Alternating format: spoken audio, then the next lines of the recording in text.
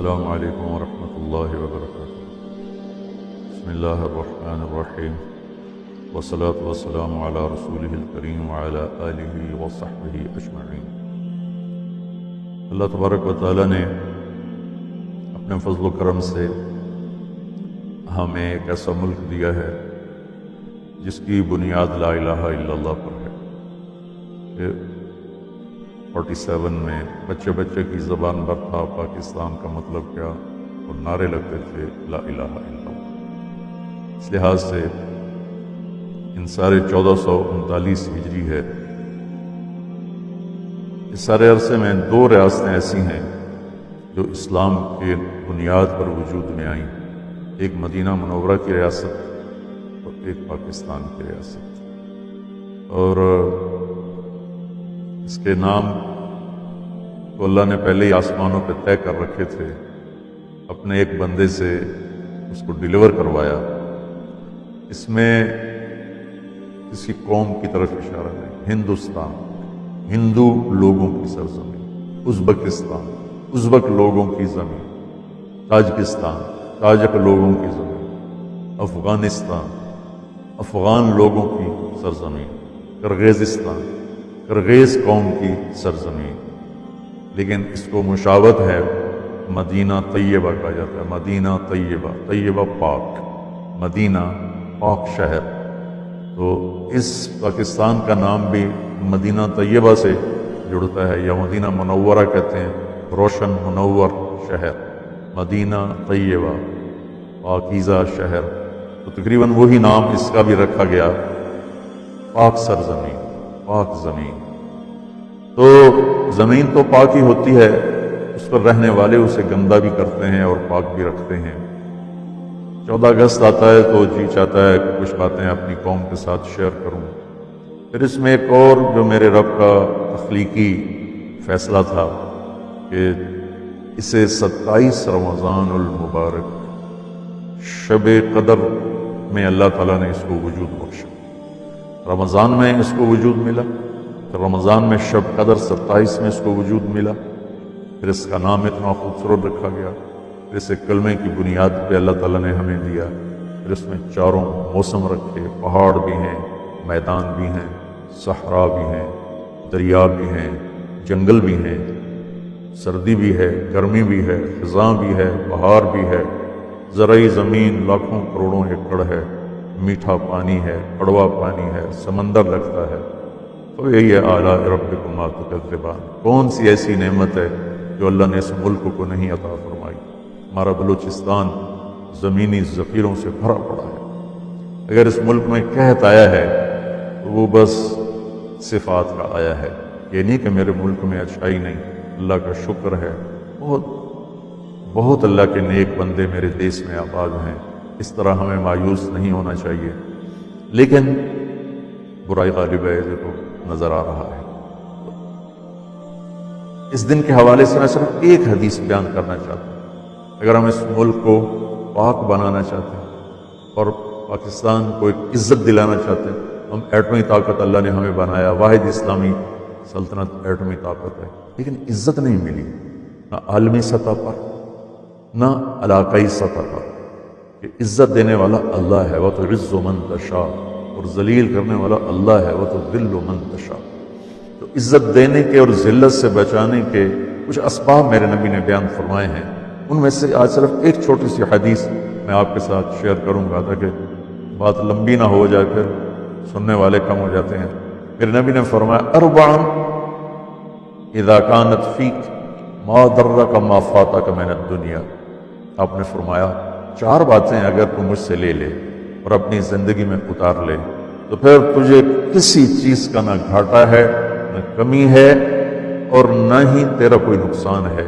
صرف 4 لمبے لمبے وظیفے میرے نبی نہیں بتاتے تھے، مشقت والی وظائف میرے نبی نہیں بتاتے تھے، اپنی امت کے لیے آسانیاں فرما گئے۔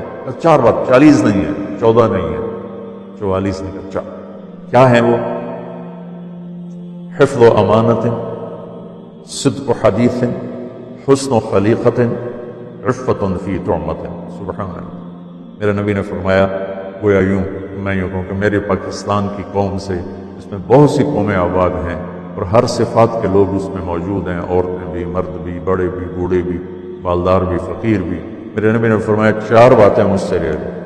حفظ و امانہ، زندگی میں کبھی کسی کو دھوکہ نہیں دینا۔ دیانتداری، دیانتداری وہ زیور ہے جو پرانا نہیں ہوتا ہے، جس کا رنگ پھیکا نہیں پڑتا ہے، جس کی قیمت میں کسی دور میں کمی نہیں آتی۔ دوسرا ارشاد فرمایا صدق و حدیث ہیں، ہمیشہ سچ بولنا ہے، کبھی جھوٹ نہیں بولنا، ہمیشہ سچ بولنا ہے، کبھی جھوٹ نہیں بولنا ہے۔ ان 2 کی وضاحت کے لیے ایک اور حدیث سناؤں۔ میرے نبی نے فرمایا میرا امتی ہر گناہ کر سکتا ہے، 2 نہیں کر سکتا، ایک جھوٹ کبھی نہیں بولے گا، ایک دھوکہ کبھی نہیں دے گا۔ ایک جھوٹ کبھی نہیں بولے گا، ایک دھوکہ کبھی نہیں دے گا۔ تو میرے نبی نے فرمایا 4 باتیں، ان میں سے 2 کون سی ہیں؟ دیانتداری، دھوکہ نہیں دینا، سچ بول، جھوٹ نہیں بولنا، حسن و خلیقت، اپنے اخلاق اچھے کر، ماں باپ کے ساتھ، بیوی کے ساتھ، بچوں کے ساتھ، بچوں کے ماں باپ کے ساتھ، بھائیوں کے ساتھ، دکان میں نوکروں کے ساتھ، آفس میں ملازمین کے ساتھ، جاب پر اپنے ماتحتوں کے ساتھ، آفس میں اپنے ماتحتوں کے ساتھ، اپنے بڑوں کے ساتھ، اپنے چھوٹوں کے ساتھ اخلاق اچھے کرو اور آپس کی لڑائیاں مٹا دو۔ خاص طور پر جو مذہب کے نام کی لڑائی چل رہی ہے، جو مجھے رلاتی بھی ہے، تڑپاتی بھی ہے، کہ تعصب ایسا ہے کہ ایک دوسرے کو مسلمان سمجھنے پر بھی تیار نہیں ہے۔ میری قوم تمہیں اللہ رسول کا واسطہ دیتا ہے، انشاءاللہ جو کلمہ پڑھنے والا ہے وہ مسلمان ہے اور جنت میں جائے گا، کہ وہ جو بنیادی اعتقاد ہیں اس کے اوپر قائم ہو، ختم نبوت کا قائد ہو، توحید و رسالت، جو 5 باتیں ہیں، کلمہ، نماز، روزہ، حج، زکوٰۃ، اللہ پر ایمان، فرشتوں پر، کتابوں پر، تقدیر پر، موت کے بعد کی زندگی پر، ختم نبوت پر، سب کو گلے لگانا سیکھو، سب سے محبت کرنا سیکھو، سب کے ساتھ اچھے اخلاق برتو، ایک دوسرے سے مصافحہ نہیں کرتے۔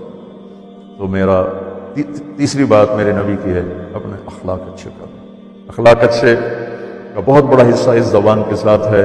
تو زبان سے گالی دینا، اللہ ہمیں توفیق دے کہ ہم کسی کو گالی نہ دیں، جھوٹ نہ بولیں، غیبت نہ کریں، الزام نہ لگائیں، بہتان نہ لگائیں۔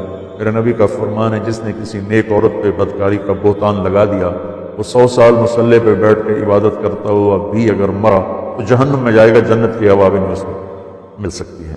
تو تیسری چیز جو میرے نبی نے فرمایا کہ اپنے اخلاق اچھے کرو، اور چوتھا فرمایا عفت فی طعمۃ، رزق حلال کماؤ۔ حرام بازار میں بکھرا پڑا ہے، 2 طرح کا حرام، ایک کام ہی حرام، ڈرگز بیچتا ہے، ہیروئن بیچتا ہے، چرس بیچتا ہے، افیم بیچتا ہے، شراب بیچتا ہے، یہ تو کام ہی حرام ہے۔ دوسرا کام تو ٹھیک ہے، کپڑا بیچتا ہے، لوہا بیچتا ہے، لیکن سارا دن اس میں ہیرا پھیری کرتا ہے، جھوٹ بولتا ہے۔ تو ایک کی مثال تو پیشاب کی، تو پاک ہو ہی نہیں سکتی۔ دوسرے کی مثال دودھ کی، جس میں چند قطرے پیشاب کے گر گئے تو دودھ تو پاک تھا، پیشاب کے قطروں کی وجہ سے وہ ناپاک ہو گیا۔ تو میری تیسری میرے نبی کی بات ہے، چوتھی میرے نبی کی آخری بات ہے، رزق حلال کماؤ۔